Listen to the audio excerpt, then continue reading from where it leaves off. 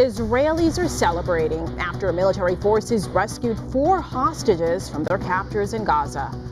Israeli officials say the hostages were saved during a complicated military operation. Yeah, but hospital officials in Gaza say as many as 200 Palestinians were killed during that mission. Emily Finn reports on how Israeli forces brought the hostages back home.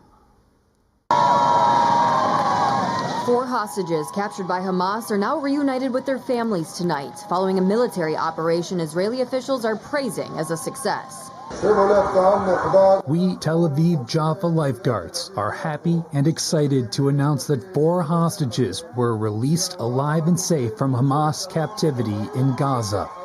The 4 rescued today were kidnapped during the October 7th Hamas-led attack that sparked the war, where militants took at least 250 hostages. While about half were released during a week-long ceasefire last November, Israel has now been able to save a total of 4 more after today's operation. Those rescued were transferred to a hospital in Israel, all of them in stable condition. President Biden at a Paris news conference alongside French President Emmanuel Macron applauding the hostages' return home. We won't stop working until all the hostages come home and a ceasefire is reached. That is essential to happen.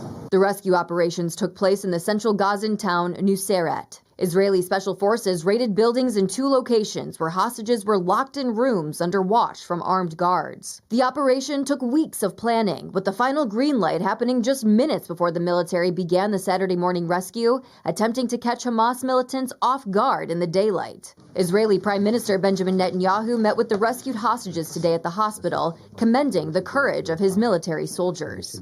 Our soldiers are performing in the most valiant and moral way to end this war with a victory against these killers and against these kidnappers, and we shall prevail. There are still roughly 120 Israeli hostages remaining in Gaza, even after 8 months of war.